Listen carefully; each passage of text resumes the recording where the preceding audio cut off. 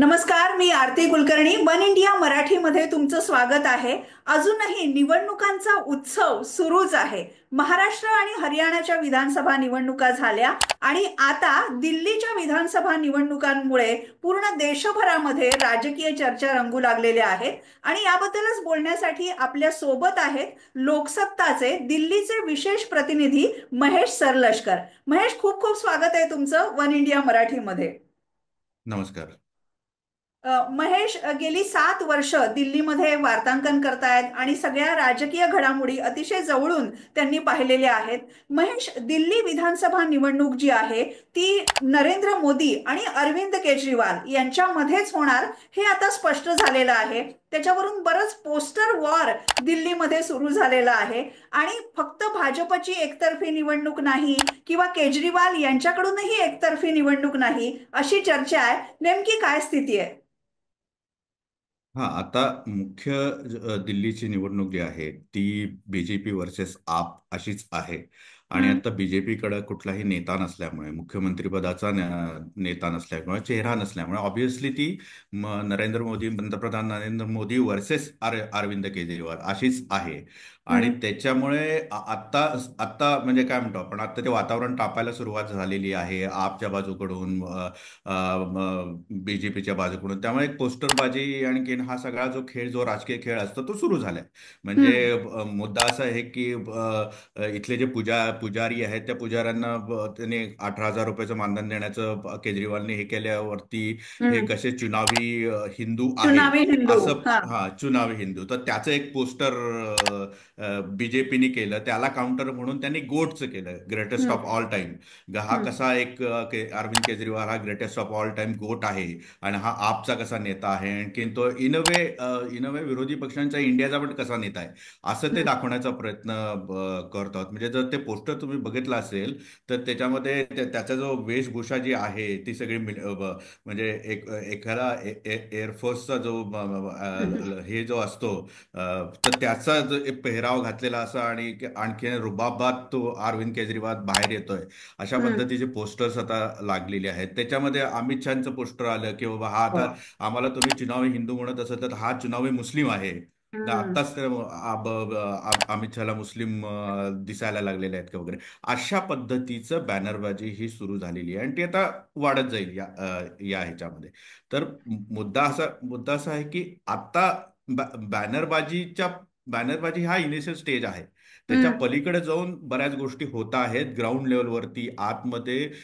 विविध समाजांना कॉन्टॅक्ट करणे, त्यांच्याशी हम्म. थेट संवाद साधणे वगैरे वगैरे. तर काल बीजेपीची जी बैठक झाली दिल्ली बीजेपीच्या कार्यालयामध्ये, जे पी नड्डा होते, तर तिथे जो निर्णय घेतला गेला आहे त्याच्यामध्ये बाबा ठिकठिकाणी कशा पद्धतीने कमिट्या नेमायच्या, त्या कमिट्याच्या नेमून पर्टिक्युलरली ओबीसी, पूर्वांचल, हम्म. पूर्वांचली लोक जे आहेत किंवा ओबीसी कम्युनिटी आहे त्यांना गॅदर करणे, त्यांना कॉन्टॅक्ट करणे, त्यांच्याशी संपर्क साधणे, आणखीन ती मतं गोळा करणे. तर हे जे मायन्यूट लेवलचं जे प्लॅनिंग म्हणतो ते हो. आता दुसऱ्या स्टेजला सुरू झालेले आहे. बरोबर. मायन्यूट लेवलच्या प्लॅनिंग बद्दल पण आपण बोलूया महेश. पण आपण बघितलं की लोकसभा निवडणुकीमध्ये इंडिया गठबंधन म्हणजे इंडिया आघाडी हम्म. एकत्र लढलेली हम्म. होती. आता मात्र विधानसभेमध्ये काँग्रेस आणि अरविंद केजरीवाल यांच्यामधले मतभेद पूर्णपणे समोर आले आणि काँग्रेस भाजपची टीम म्हणून, बी टीम म्हणून वावरते का अशी सुद्धा चर्चा सुरू झाली. हे नेमकी काय हम्म. परिस्थिती आहे? खरंच तिरंगी लढत आहे का काँग्रेस भाजपच्या वतीनं केजरीवाल यांना हम्म. काउंटर करताय? आता लढत ही दुरंगीच आहे, तिरंगी लढत नाहीये. ती भाजपकडून तिरंगी करण्याचा प्रयत्न सुरू आहे. हम्म. बेसिकली असं आहे की 2015 2020 जर मतांची आकडेवारी बघितली तर हम्म. आपची जी मतांची आकडेवारी आहे विधानसभा निवडणुकीची ती 50% वरती आहे. 53%, 54%. 2020 मध्ये मला वाटतं 53% होते, 2015 बरोबर. मध्ये 54% होते. आता जोपर्यंत तुम्ही 50%च्या पलीकडे जर एखाद्या पक्षाला जर मतं मिळत असतील तर हं. तर ती ते ते ती मतांची जी हे आहे म्हणजे मार्जिन आहे ते तोडल्याशिवाय तुम्हाला जिंकता येत नाही. जसं बरोबर. गुजरातमध्ये, मध्य प्रदेशमध्ये, राजस्थानमध्ये भाजपला 50%पेक्षा जास्त मतं मिळतात. की आता हे जर तोडायचं असेल तुम्हाला तर 50%च्या आतमध्ये मतं पडायला पाहिजेत. टक्केवारी जी हं. आहे ते आपची कमी केल्या पाहिजे. आता भाजपची ही ताकद आहे का? त्यांचं मतं जी आहेत तर 35% 38% जातात. मला वाटतं 32 ते 38% रेंजमध्ये त्यांची मतांची बरोबर. आकडेवारी राहिलेली आहे इथे. टक्का जो आहे तो दिल्लीतला. तर आता हे तुम्हाला 10 ते 15% कमी करावे लागतील आपची जी मतं जी आहेत तर ते हं. 50%च्या खाली येतील. मग तुम्हाला 10%, 5-10% वाढवावे लागतील. तर यातला जो बफर आहे हा बफर कोण असू शकेल तर काँग्रेस. आणि हं. मग काँग्रेसची मतं जर तुमची वाढली तर ती ऑब्व्हियसली कोणाची मतं कमी होणार? बीजेपी, आपची कमी होतील. ठीक आहे. कारण हं.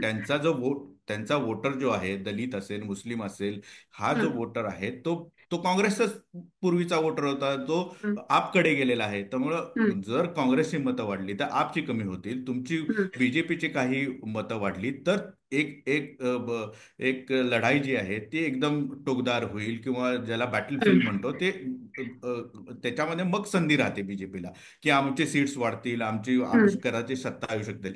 36 बहुमताला 36 सीट्स लागणार आहेत. तर बरोबर. हे मिळवायचं असेल तर तुम्हाला तिरंगी लढाई करावी लागेल जी आता नाहीये वास्तविक. हं. तिरंगी लढाई नाहीये असं तुमचं म्हणणं आहे. पण आपण पाहिलं तर काँग्रेसचे नेते अजय माकन किंवा संदीप दीक्षित हे वारंवार केजरीवाल यांच्या विरोधात विधानं करताना दिसत आहेत. काही काँग्रेस नेत्यांनी तर पत्रकार परिषदच ठेवलेली होती आणि अरविंद केजरीवाल कसे देशद्रोही आहेत, भ्रष्टाचारी आहेत याचा आम्ही पर्दाफाश करणार आहोत असं त्यांनी सांगितलं. नेमक्या काय घडामोडी घडतायत काँग्रेस आणि आपमध्ये आणि इंडिया आघाडीमध्ये? अ, दिल्ली काँग्रेस जे आहे त्यांना हं. स्वतःचं अस्तित्व टिकवायचं आहे. त्यांना हं. ते स्वतःचं अस्तित्व टिकवता येत नाही. अजय माखन असो, संदीप दीक्षित असो, ही जी नेते मंडळी आहेत त्या नेते मंडळींना स्वतःचं वैयक्तिक अस्तित्व टिकवायचं आहे आणि दिल्ली काँग्रेसच्या माध्यमातून पण ते टिकवायचं आहे. पण ते ते तसं हं. होताना दिसत नाही. हं. काँग्रेसची सध्याची स्थिती, संघटनात्मक स्थिती ही अत्यंत कमकुवत आहे. दिल्लीमध्ये ती इतर भारतामध्ये जसं बघतो त्याच पद्धतीने दिल्लीमध्ये ती कमकुवत आहे. पण हं. मुद्दा असा आहे की जोपर्यंत तुम्ही स्वतंत्रपणे लढत नाही तोपर्यंत तुमचं अस्तित्व पण दिसणार नाही. जर हं. लोकसभेमध्ये काँग्रेस आणखी आप असे दोघंही एकत्र गेले पण त्यांचा काही एकमेकांना फायदा झाला नाही. सातीच्या साती जागा या बीजेपीला मिळाल्या. बरोबर. तर बरोबर. मुद्दा अरविंद केजरीवाल म्हणतात की तुमचे जर मतं कन्वर्ट होणार नसतील, तुमचं काही मतं आम्हाला मिळणार नसतील तर तुमच्याबरोबर कशासाठी युती करायची आणि हं. आम्हाला फायदा काय? आमचं आम्ही जिंकू शकतो. आमच्याकडे 53% 54% मतं जर असतील आणि तुम्हाला चार हं. टक्के मतं मिळाली आहेत दोन हं. हजार हं. वीस मध्ये तर तुमची आम्हाला गरज नाही. हा एक भाग हं. झाला. दुसरा भाग असा आहे की दिल्ली काँग्रेसच्या नेत्यांचं असं म्हणणं आहे की आम्ही जर स्वतंत्रपणे लढलो तरच काहीतरी अस्तित्व टिकून राहील. नाहीतर आमचं काही अस्तित्वच टिकणार नाही. गेल्या दोन हं. वेळेला त्यांना एकही जागा जिंकता आली नाही. तर हं. हा त्यातला एक टसलचा भाग आहे. मुद्दा असा हं. आहे की तुमचे मतं कन्वर्ट होत आहेत का तर होत नाहीत. मग उपयोग काय आहे? हा आणि हाच मुद्दा इंडिया आघाडीमधला आहे. हे हं. म्हणजे हिवाळी अधिवेशनामध्ये संसदेच्या हिवाळी अधिवेशनामध्ये ममता बॅनर्जी म्हणाले की आता राहुल गांधीचं काय खरं नाही, त्यांचं काही नेतृत्व नको, त्यांच्याकडे काय कपॅसिटी नाही, माझी कपॅसिटी आहे. हं. म्हणजे तृणमूल काँग्रेसच्या एका एमपीनी बोलताना मला सांगितलं की हे काय काँग्रेसवाले ईव्हीएम करतात. ईव्हीएम असो किंवा नसो हे हारणारच आहेत. यांच्याकडे ताकद आहे का? आम्ही हं. पश्चिम बंगालमध्ये आम्हाला ईव्हीएम असो किंवा ईव्हीएम नसो आम्ही हं. जिंकतोय ना. हं. तुम्ही जिंकण्याची तुमची क्षमता आहे का? नाही, आमच्याकडे आहे. तृणमूल काँग्रेसकडे पश्चिम बंगालमध्ये आम्ही जिंकू शकतो. हं. काँग्रेसकडे ती क्षमताच नाही. मग त्यांनी हं. नेतृत्व करायचं कशाला? आता हं. दिल्लीमध्ये केजरीवालांना आपला समाजवादी पक्षाने पाठिंबा दिलाय, तृणमूल बरोबर. काँग्रेसने पाठिंबा दिलाय, उद्धव ठाकरेंच्या शिवसेनेने पाठिंबा दिलाय. हं. अगदी बिहारमधला स्ट्रॉंग लालू प्रसाद यादव यांच्यासारखा जो ज्यांची काँग्रेस बरोबर मैत्री राहिलेली आहे, हम्म. विशेषतः सोनिया गांधींच्या काँग्रेस बरोबर राहिलेली आहे. असा राष्ट्रीय जनता दलासारखा पक्ष सुद्धा असं म्हणतो की आता का नाही, हे काँग्रेसचं काही खरं नाही, आपलाच इथं दिल्लीमध्ये हम्म. पाठिंबा द्यायला पाहिजे. हम्म. तर हे जे स्टेक्स आहेत ह्या इंडिया आघाडीतल्या, तृणमूल असेल किंवा समाजवादी पक्ष असेल किंवा हम्म. आरजेडी असेल, यांच्या दिल्लीमध्ये स्टेक्स आहेत. त्या हम्म. बिहारमधले मतदार दिल्लीमध्ये राहतात. बरोबर. उच्च बिहारी इथे राहतात. उत्तर प्रदेश, उत्तराखंड या सगळ्या या भागातनं आलेले लोक इथे राहतात आणि त्यांच्या इथे हम्म. स्टेक्स आहेत. आणि हम्म. मग म्हणून असं म्हणतं इंडिया आघाडीतली लोक की आप जर जिंकणार असेल तर आपला दिलं पाहिजे, कारण काँग्रेसचं काही खरं बरोबर. नाही, काँग्रेसला मिळूच जिंकताच येणार नाही, एकही सीट जिंकता येणार नाही, असं त्यांचं बरोबर, म्हणणं आहे. तुम्ही म्हणताय तसं केजरीवाल यांच्या पाठीमागे आता भरपूर प्रादेशिक पक्ष उभे राहिलेले आहेत आणि त्यामुळेच नरेंद्र मोदी किंवा भाजपला केजरीवाल यांची ताकद माहिती आहे. ते अजिबातच या प्रतिस्पर्ध्याला कमी लेखत नाहीत. त्यामुळे तुल्यबळ लढत एकूण आहे आणि म्हणूनच हम्म. केजरीवाल यांच्यावर सातत्याने भाजप अटॅक करताय. लोकसभेपासून भ्रष्टाचाराचे आरोप असतील, मद्य धोरणाचा सगळा वाद असेल किंवा अरविंद केजरीवाल यांनी त्यांच्या घराचं जे नूतनीकरण केलं, शीश महल वरून होणारे आरोप असतील, ते कितपत डॅमेज करतील केजरीवाल यांच्या प्रतिमेला. अ, एक लक्षात घेतलं पाहिजे की केजरीवाल आणखीन आप हम्म. यांचा पीक आलेला आहे. म्हणजे हम्म. ही चौथी वेळ असेल आपनी जिंकलं तर, सलग चौथ्यांदा त्यांनी दिल्ली जिंकली असं होईल. एक हम्म. पीक येतो, तो पीक आलेला आहे. आता त्या पीक हम्म. वरून 67 वरून 62 वरती आले. आता हम्म. 62 टिकवतील का, हा प्रश्न आहे. त्यामुळे एक पीक आलेला आहे. आणि 2012-2013 मध्ये अण्णा हजारेंचं जे आंदोलन झालं त्याच्यामध्ये केजरीवालांची इमेज, भ्रष्टाचार विरोधी असलेला नेता आणि हम्म. क्लीन इमेज, अगदी म्हणजे शर्ट आणि पॅन्ट आणि अगदी चप्पल जे आहे ते बरोबर. साधे घालून वावरणारा माणूस, कुठल्याही पद्धतीची काही सुखसोयी आणि सुविधा नको आहे आम्हाला, हम्म. साधेपणाने मी वावरेल, अशी जी एक इमेज होती त्याला पहिला डेंट लागला तो मद्य धोरणामध्ये. हम्म. त्यांनी जी मद्य धोरण आणलं आणि ते वादग्रस्त ठरलं, त्या प्रकरणामध्ये आपने पैसे खाल्ले, अरविंद केजरीवालने पैसे खाल्ले असा आरोप झाला. ते तुरुंगात हम्म. गेले. तुरुंगात म्हणजे मनोज सिसोदिया, संजय सिंग हे सगळे हम्म. आतमध्ये गेले. त्यांना जामीन मिळाला. ही जी हा हा जो आहे ना, हे हम्म. इमेज जी आहे ती स्वच्छ स्वच्छ चारित्र्याची जी इमेज होती ती डेंट लागला, हे मान्य करायला पाहिजे कुठल्याही हम्म. म्हणजे ते आहेच हम्म. आहे. त्याच्यामध्ये बीजेपीने किती हे टाकला, त्याची खडा मसाला टाकला, टाकला. हे भाग वेगळा. हम्म. पण मुद्दा असा आहे की या प्रकरणामध्ये तुम्ही आत गेला तर त्या हम्म. ईडीने काय गैरवापर केला, सीबीआयचा गैरवापर झाला, हा सगळा भाग आलायदा. म्हणजे त्या हम्म. झालं का नाही हा आरोप प्रत्यारोपाचा भाग आहे. पण हम्म. ऍज अ बीजेपीच्या पॉईंट ऑफ व्ह्यू मधून एक विरोधी पक्ष, एक प्रमुख विरोधी पक्ष म्हणून त्यांनी हम्म. त्याचा वापर केला तर त्याच्यात काही चुकी नाही आणि ते हम्म. करतातच आहे. त्यामुळे हम्म. तो डेंट लागला का, हो डेंट आहे, प्रश्नच नाही. म्हणजे शीश महलच्या संदर्भामध्ये, शीश महल ही हम्म. म्हणजे मुख्यमंत्री निवास होता, केजरीवालांचा मुख्यमंत्री निवास होता दिल्लीमध्ये. हम्म. असं काही महाराष्ट्रात जसं वर्षा निवासस्थान आहे हम्म. मुख्यमंत्र्यांसाठीचं, तसं दिल्लीमध्ये नाहीये. हम्म. त्यामुळं जेव्हा शीला दीक्षित होतं तेव्हा ते निजामुद्दीन मध्ये त्यांचं घर होतं. आता हम्म. हे शीशमल मध्ये राहत होते. तर तो जो म्हणजे सोन्याचे टॉयलेट वगैरे ते काय जे हे हो. सगळं जे अ, आरोप झाले आणि बीजेपीच्या हे ऑफिसमध्ये, तुम्ही दिल्लीच्या ऑफिसमध्ये, तर त्यांनी एक शीश महलची एक प्रतिकृती तयार केलेली आहे आणि हम्म. त्याच्यामध्ये दाखवलेले की इथे गाड्या थांबल्या, हे हम्म. आतमध्ये हे असं आहे तसं आहे त्याची एक प्रतिकृती करून लोकांना दाखवली जाते. तर हे सगळं जे आहे ते इमेजला नुकसानदायी आहे का, आहे, प्रश्नच नाही. हम्म. म्हणजे पूर्वी एकाही आपच्या नेत्याला बद्दल भ्रष्टाचाराचे आरोप होत नव्हते. लोकांमध्ये गेलेले नेते, सामान्य लोकांमध्ये वावरलेले नेते, थेट संवाद करणारे नेते, त्यांनी निम्न आर्थिक वर्गातल्या लोकांना सोयी सुविधा दिल्या, हो. मध्यम वर्गांना हो. दिल्या, सरकारी लोकांना दिल्या. तर तो एक जो होता म्हणून त्यांना इतकी मतं मिळाली आणि इतके सीट्स मिळाले. आता हम्म. त्या त्या इमेजला, ती इमेज खराब झालेली आहे काही प्रमाणामध्ये. पण हम्म. याचा अर्थ असा नाहीये की केजरीवालची पूर्ण विश्वासार्हताच पूर्ण संपली, हा. असं नाही. विश्वासार्हतेला एक धक्का लागला, हे हम्म. बरोबर आहे. ते पण ती पूर्ण विश्वासार्हता संपली आणखीन. आता काय केजरीवाल आणखीन त्याचं आप जो आहे हम्म. त्याचं हम्म. पूर्ण खच्चीकरण झाले, आणखीन बीजेपी डॉमिनेट होईल अशी हम्म. परिस्थिती इथे अजून तरी निर्माण झालेली नाहीये. महेश, एकीकडे अरविंद केजरीवाल यांच्यावर भ्रष्टाचाराचे आरोप आहेत, त्यांची प्रतिमा डागाळण्याचा प्रयत्न सुद्धा विरोधकांनी जोरदार केलेला आहे. पण दुसरीकडे केजरीवाल यांच्या ज्या मोफत योजना आहेत, पाणी, वीज, शिक्षण, आरोग्य या क्षेत्रामध्ये त्यांनी केलेलं काम असो, किंवा महिलांसाठी आता परत एकदा त्यांनी योजना जाहीर केलेली आहे, याची मदत त्यांना किती मिळू शकते? पहिल्यांदा पण त्यांना मदत मिळालेलीच आहे. म्हणजे 2020 मध्ये त्यांना खूप मोठ्या प्रमाणावरती मदत मिळाली, त्याच्या आधीही मिळाली. त्यामुळं आपण म्हणजे मी म्हणलं तसं की मोदींनी शब्द रेवडी असा शब्द वापरला होता. तर ते रेवड्यांचे जनक हे केजरीवाल आहेत. म्हणजे त्यांनी शोधून काढलेलं आहे सगळं, की जिंकायच्या कशा निवडणुका. म्हणजे म्हणजे अनेक प्रश्न आहेत ना दिल्लीमध्ये. इन्फ्रास्ट्रक्चरचा प्रश्न आहे, ड्रेनेजचा प्रश्न आहे, प्रदूषण आहे, इथे वाहनांची गर्दी आहे, अनेक पद्धतीचे अनेक प्रश्न आहेत. पण तुम्ही रेवडी दिल्यानंतर जिंकता येतं. हा एक जादूची काय म्हणतात ते काय ते हे जादूची कांडी. हा, जादूची कांडी. तर ती जादूची कांडी जी फिरवली आहे केजरीवालांनी, ती इतकी त्याचं ते इतकं हे झालेलं आहे की बीजेपीच त्याच्या प्रेमात पडलेली आहे. म्हणजे महाराष्ट्र, मध्य प्रदेश, हरियाणा सगळीकडे बीजेपीने केजरीवालांची जादूची कांडी हातात घेऊन सत्ता मिळवलेली. अदरवाईज ते जिंकण्याची काही शक्यता नव्हती. मध्य हम्म. प्रदेशात ते हारलेली लढाई जिंकलेली आहे. महाराष्ट्रामध्ये इतक्या मोठ्या प्रमाणावरती जे त्यांना यश मिळवलं त्याचं कारण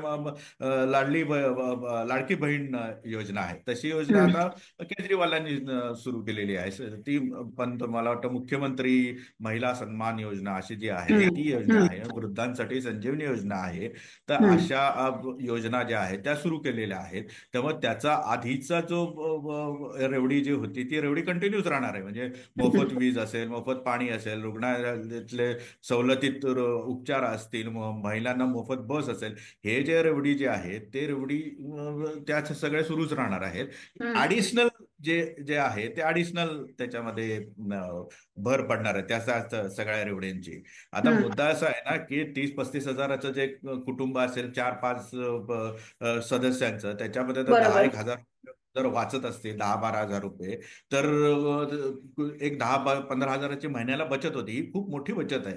आणि हम्म. त्याचा फायदा हा केजरीवालांना मिळालेला आहे. तसा फायदा दिल्लीमध्ये बीजेपीला अजून घेता आलेला नाही किंवा करून घेता हम्म. आलेला नाही. म्हणजे हम्म. काँग्रेसला तर करून घेता आलेलाच नाही, पण बीजेपीला पण करून घेता आलं नाही. आता काँग्रेसने काय केलं की केजरीवाल म्हणाल की आम्ही आता 2100 रुपये देऊ, आम्हाला हम्म. जिंकून द्या, महिलांना आम्ही दरमहा 2100 रुपये देऊ. काँग्रेस म्हणते आम्ही 2500 रुपये देऊ. हम्म. आता कदाचित असं आहे की चर्चा अशी आहे की बीजेपी आता 300 युनिट कदाचित वीज मोफत देण्याची आश्वासन हो. देऊ शकतं. बरोबर. लाडकी लाडकी बहीण सारखी योजना बीजेपी पण आणू शकतं. आता हम्म. त्याच्यामध्ये आता 2500 काँग्रेस देत असेल तर बीजेपी 2700 देणार का 3000 देणार माहित नाही. पण मुद्दा असा आहे की समस्या ज्या आहेत वेगवेगळ्या ठिकाणी, झोपडपट्टीची समस्या आहे, स्वच्छतेची समस्या आहे, इन्फ्रास्ट्रक्चरची समस्या आहे, अनेक समस्या आहेत, दिल्लीचं हम्म. प्रदूषण आणि माणसाचं आयुष्य कमी होतंय. हे हम्म. सगळं सोडून रेवडी देऊन तुम्ही जिंकता आहात. आणि हा हम्म. पॅटर्न आहे, बरोबर. जो पॅटर्न बीजेपीने महाराष्ट्रामध्ये परफेक्शनला नेला. जे हा, तर तो सुरुवात सुरुवात जे रेवडीचे जनक जे आहेत ते केजरीवाल आहेत, आणि त्याचं परफेक्शन जे आहे ते बीजेपीने महाराष्ट्रात दाखवून दिलं. आता हीच लाडकी बहीण योजना बीजेपीची योजना ही केजरीवालांनी हिसकावून घेतली आहे दिल्लीमध्ये. आता हम्म.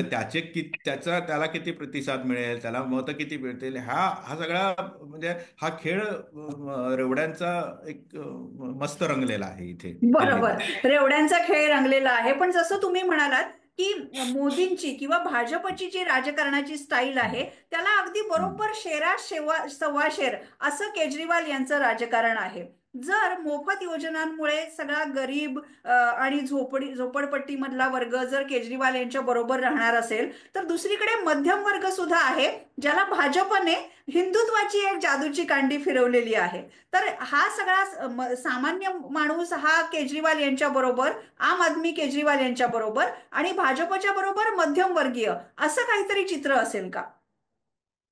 अ, अ, अ, केजरीवाला 54-55%, 53-54% जर मिळत असतील तर हं. मध्यम वर्गाने पण केजरीवालांना मतदान केलेलं आहे. हम्म. अदरवाईज इतकी मतं मिळणार नाहीत.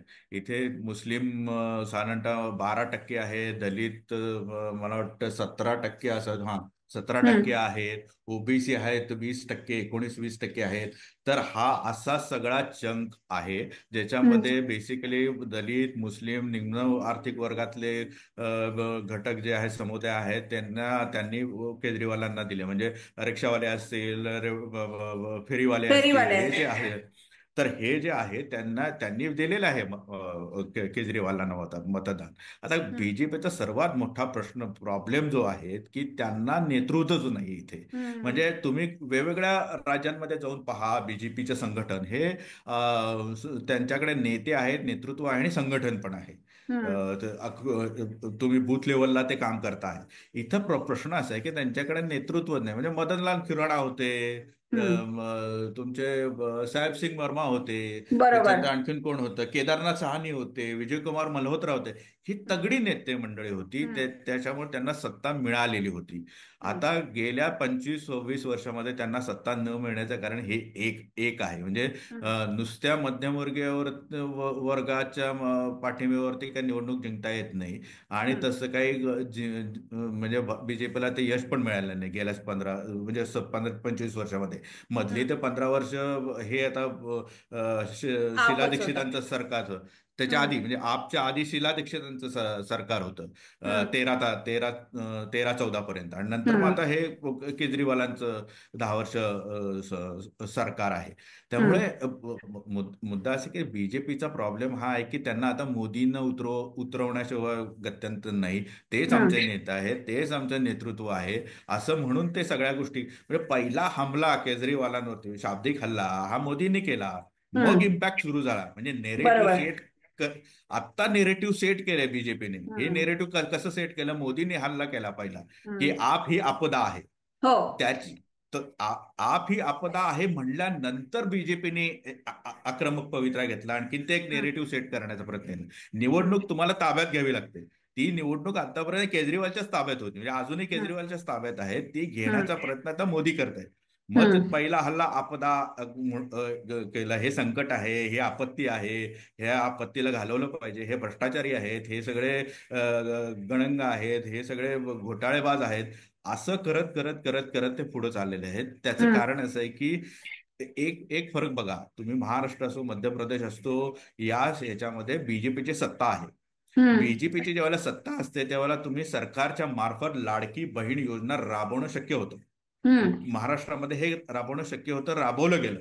ते कशाच्या बरोबर. पद्धतीनं असं नाही, त्याच्यामध्ये गफलती झाल्या, हे झालं ते झालं, पण पण एक नेरेटिव्ह सेट झाला, एक वातावरण निर्माण केलं गेलं आणि महिलांनी मतदान केलं. आता ते किती केलं हम्म. हा भाग वेगळा, पण हे हम्म. नेरेटिव्ह ज्या वेळेला बीजेपीचं सरकार जिथं जिथं असतं तिथे तिथे त्यांना शक्य आहे. हम्म. दिल्लीमध्ये त्यांचं सरकारच नाही, त्यामुळे त्यांना हम्म.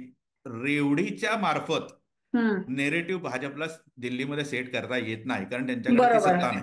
हम्म. मग तुम्ही काय करणार? तर तुम्ही जर अपोजिशन मध्ये असाल तर ऑब्विसली भ्रष्टाचार, हो. इमेज हे करणं, त्याची इमेज डॅमेज करणं, या सगळ्या गोष्टी सगळ्या हम्म. कराव्या लागतात, ज्या पहिल्या टप्प्यामध्ये केलेल्या आहेत, हम्म. ज्याचं नेतृत्व मोदी करत आहेत. म्हणजे तुम्हाला आठवत असेल 2020 मध्ये ही स्थिती होती, नेतृत्व नव्हतं, मुख्यमंत्री पदाचा चेहरा नव्हता. हम्म. मग मग बीजेपीने अक्षरशः धो धो नेते इथं दिल्लीत उतरवले. म्हणजे हम्म. सर्व मुख्यमंत्री, सर्व उपमुख्यमंत्री, सर्व तुमचे म्हणजे राष्ट्रीय महासचिव, हम्म. तिथले राज्यातले पदाधिकारी, म्हणजे हम्म. योगी आदित्यनाथांनी इथं इथं घेतले इथं घेतलेल्या सभा बघा, किती हम्म. झाल्या 2020 मध्ये. हम्म. इतक्या प्रचंड प्रमाणात घेतल्या. आणखीन अक्षरशः मध्ये गल्ल्या गल्ल्या, चौकात चौकात बीजेपीचे लोक आणि नेते दिसत होते. जे हम्म. महाराष्ट्रातून आलेले नेते पण इथं तुम्हाला वावरताना दिसत होते. का आला? तर आम्ही इथं इलेक्शनला प्रचारासाठी आलो. ते पत्रक घेऊन घराघरात जाताना, हम्म. एवढं करून सुद्धा बीजेपीला जिंकता आली नाही ती निवडणूक. म्हणजे हम्म. इतकी सगळी मॅन पॉवर लावून जिंकता आली नाही. त्यामुळे बरोबर महेश, माझं भाजप अनेक शस्त्र वापरतो निवडणुकांमध्ये, हम्म, आणि सगळ्यात प्रभावी शस्त्र जे भाजपकडे असतं ते हिंदुत्वाचं. पण आता हम्म, केजरीवाल त्याला सुद्धा काउंटर करतायत. त्यांनी थेट RSSच्या प्रमुखांनाच पत्र लिहिलेलं आहे आणि आम्हाला मदत करा असं आवाहन केलेलं आहे. राष्ट्रीय स्वयंसेवक संघाची भूमिका किंवा हिंदुत्वाचा मुद्दा याबद्दल या निवडणुकीत काय काय होत आहे? 2020ची जर तुम्हाला निवडणूक आठवत असेल ना, तर हम्म. ती निवडणूक अमित शहाने म्हणजे त्याचं भाजपचं नेतृत्व जे होतं ते अमित शहाने केलं होतं. हम्म. आणि तुफान ध्रुवीकरण केलेलं होतं त्यावेळेला. हम्म. तुम्हाला 2020 मध्ये सीएचं आंदोलन देशभर सुरू होतं, बरोबर. दिल्लीत सुरू होतं. तर एनआरसीचं आंदोलन सुरू होतं. शाहीन बागेमध्ये ते महिला त्या उपोषणाला बसल्या होत्या. त्याच्या आधी पूर्व दिल्लीमध्ये दंगली झाल्या होत्या. त्या भागात हिंदू वर्सेस मुस्लिम अशी दंगल झालेली होती. त्यामुळे दंगलीचे म्हणजे ध्रुवीकरणाची पार्श्वभूमी ही ऐन निवडणुकीतच तयार झाली होती. आणि हम्म. त्याचा फायदा घेता येऊ शकतो असं बीजेपीला वाचलं होतं. म्हणजे हिंदुत्वाच्या मुद्द्यावरती आपल्याला दिल्ली जिंकता येईल असं वाटलं होतं. म्हणजे त्यावेळेला तुकडे तुकडे गँग हम्म. ह्या जो होता तो अमित शहानी इतका प्रचलित केला शब्द, आणि नंतर पुढे चालला. म्हणजे हम्म. जेएनयू हे सगळ्या डाव्यांचे अड्डे हो. आहेत, हे शहरी म्हणजे अर्बन नक्षलाईट ला हे पाठिंबा देतात. आणखीन म्हणजे अनुराग ठाकूर हे म्हणाले हम्म. की गोली मारो. हो. हे जे सगळं झालं हा सगळा हिंदुत्ववादी ध्रुवीकरणाचा भाग होता. आणि हम्म. ह्याच्यामध्ये अत्यंत चलाक, म्हणजे हम्म. मी असं म्हणेन की मोदींनंतर कोणी जर चलाक माणूस असेल, चलाक नेता हम्म. असेल, तर अरविंद केजरीवाल. बरोबर. आत्ताच्या नव्या युगातला जो कोण चलाक नेता असेल ना, तर अरविंद केजरीवाल. म्हणजे हम्म. मोदी जे जे काय करतात ते ते सगळं अरविंद केजरीवाल करतात. म्हणजे मोदी ज्या पद्धतीने मीडियाला मॅनेज करत असतील त्याच पद्धतीने कदाचित केजरीवाल केजरीवाल करत पण असतील. करतात. हा. तर मुद्दा असा की अत्यंत चलाक, अत्यंत हुशार, निवडणुकीची जी रणनीती आहे ती कशा पद्धतीने पुढे गेली पाहिजे हम्म. याचं हम्म. जे आकलन म्हणतो ते इतकं हम्म. परफेक्ट आहे केजरीवाल हम्म. यांना. त्याचे हम्म. अदरवाईज ते टिकलेच नसते मोदी समोर. मोदींसारख्या बरोबर, पण तगड्या आता त्यांनी जे माणसाला. आता पत्र लिहिलेलं आहे त्याचा परिणाम कसा होईल? हिंदुत्वाचा मुद्दा कसा पुढे जाईल? तोच मी तुम्हाला सांगतोय की हम्म. हा तर हिंदू म्हणजे ते पत्र लिहिलं त्याच्या मागं हे काय आहे, तर केजरीवालांची सॉफ्ट हिंदुत्वाची लाईन आहे हम्म. बेसिकली. हम्म. ते ते जे पत्र लिहिलं त्याच्यामध्ये मुद्दे मुद्दे जे आहेत ते बीजेपी आमच्यावरती खोटे आरोप करत आहे हा एक आहे. तुमच्या मतदार याद्यांमधून ते हे मतं काढून नावं घेत आहेत, वगळणं. ते नावं काढून घेतात वगैरे, हे हा सगळा मुद्दा आहे. आता हे जे RSS ला पत्र लिहिणं आहे ना, हा सगळा जो भाग आहे तो सॉफ्ट हिंदुत्वाचा भाग आहे. म्हणजे हम्म. शाहीन बागेत ते एकदाही गेले नाहीत. ते हनुमान चालिसा म्हणतात. हम्म. मी हिंदू आहे असं म्हणतात. भाजपने हिंदुत्वाची हे घेऊन ये त्यांनी मक्तेदारी नाही त्यांची. हम्म. आपला पण हिंदूंनी मतं दिली पाहिजे. म्हणजे हम्म. हिंदुत्वाची एक सॉफ्ट लाईन तुम्ही गेलात की ध्रुवीकरणाचा जो परिणाम असतो तो पूर्णतः फोल ठरतो. आता हम्म. RSS तुम्ही पत्र लिहित आहे बेसिकली. हम्म. मोहन भागवतांनाच पत्र लिहिताय तुम्ही. तर हम्म. तुम्ही तुम्ही थेट चॅलेंज करताय ना की हम्म. RSS ला आणि बीजेपीला, की RSS बीजेपी. ला तुम्ही म्हणता की हे बघा बीजेपी वाले कसे करतात, हे तुमचेच लोक आहेत. हे करणं बरोबर आहे का आता का? आता असं म्हणत म्हणत म्हणत म्हणत तुम्ही सॉफ्ट हिंदुत्वाची लाईन घेत जाणं आहे ना, हे हम्म. अत्यंत चलाख राजकारण आहे. आणि हम्म. त्याच्यामध्ये बीजेपी कदाचित फसू शकते. बरोबर. हम्म. हम्म. हिंदुत्वाचा मुद्दा आपण बोललो, रेवड्यांचा मुद्दा बोललो. आणखीन एक दोन तीन प्रश्न म्हणजे आपचं जे रणनीती आहे निवडणुकीची ती भाजपच्या सुद्धा काही प्रमाणात पुढे आहे. त्यांचा अगदी डोअर टू डोअर म्हणजे घरोघरी जाऊन प्रचार असतो. सोशल मीडियाच्या माध्यमातून असतो, व्हॉट्सअप मधून असतो. असे असंख्य ग्रुप बीजेपीनी सुद्धा तयार केलेले आहेत आणि आपने सुद्धा तयार केलेले आहेत. त्या लेवलवर सध्या काय युद्ध चाललंय? दोन्हीकडे सारखं युद्ध चाललेलं दिसेल. सोशल हम्म. मीडियाच्या मार्फत तुम्ही बघितलं असेल तर ऍप अत्यंत ऍक्टिव्ह आहे. त्यांचे हम्म. व्हॉट्सअप ग्रुप आहेत. त्यांच्या व्हॉट्सअप ग्रुपच्या थ्रू त्यांच्या मेसेजिंग होतात. हम्म. ट्विटर आणि फेसबुक आणि या सगळ्या याच्यातून तातडीने लगेच बीजेपीला उत्तर दिलं जातं. हम्म. बीजेपीचा IT सेल तुम्हाला माहिती आहे, प्रत्येकाला माहिती आहे की कुठल्या कुठल्या लेवलवरती तो काम करतो, आणखी त्यांचं हम्म. नेटवर्किंग हे कुठल्या लेवलवरती असं. तेवढ्या त्या बीजेपीच्या IT सेलच्या तोडीस तोड हम्म.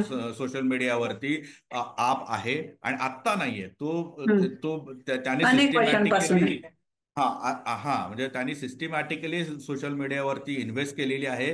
आणि हम्म. तो काउंटर म्हणजे आपण सुरुवातीला जे बोललो की पोस्टरचं जे युद्ध सुरू झालं. हम्म. भाजपने ज्या क्षणी चुनावी हिंदू असं म्हणल्याबरोबर दुसऱ्या क्षणी त्यांनी गोट घातला. हम्म. अरविंद केजरीवालचा पोस्टर काढलं, ते सोशल मीडियावरती व्हायरल केलं. ते हम्म. दिल्ली ठिकठिकाणी पोहोचवलं. त्यांच्या कार्यकर्त्यांच्या थ्रू पोहोचवलं, व्हॉट्सअप ग्रुपच्या थ्रू पोहोचवलं, फेसबुकच्या थ्रू पोहोचवलं. ही जी हम्म. लढाई जी आहे ज्याच्यामध्ये काँग्रेस कमी पडतं, तिथे आपनी तोडीस तोड लढाई सोशल मीडियावरची, ते हम्म. कुठेही कमी कमी आहे तसं दिसत नाही ना.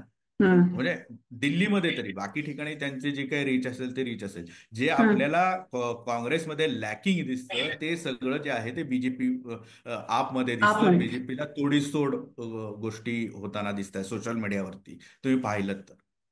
महेश, या निवडणुकीमध्ये ही एक चर्चा आहे की हरियाणामध्ये आपण बघितलं, काँग्रेस जिंकणार असं म्हटलं जात होतं. महाराष्ट्रामध्ये महाविकास आघाडीचा विजय होईल असं म्हटलं जात होतं. पण ऐनवेळी निवडणूक फिरली. आता दिल्लीमध्ये सुद्धा लोक जर केजरीवाल यांच्या बाजूने असतील, केजरीवाल यांची रणनीती बऱ्यापैकी तुल्यबळ असेल, पण हम्म. भाजपने जर साम दाम दंड भेद असं सगळं निवडणुकीचं मशीन वापरलं, तर ही निवडणूक हम्म. सुद्धा हायजॅक करू शकतात ते. आता हे काय आहे माहिती आहे ना, हा असा आता म्हणजे चर्चेचा विषय म्हणून किंवा एक राजकीय गॉसिपिंगचा भाग म्हणून आपण ही चर्चा अशी करू शकतो की हम्म. नाही का, मध्य प्रदेशमध्ये हारता हारता जिंकलं ना भाजप, इथे हम्म. महाराष्ट्रात कुठे इतकं कसं आपल्याला काय म्हणजे वाटत होतं का कुठल्या पत्रकाराला की बाबा महाराष्ट्र जिंकेल की काय, हम्म. इतक्या दणक्यात जिंकलं. इतक्या जाणक्यात. हा, आणि मग ईव्हीएमचा प्रश्न निर्माण झाला.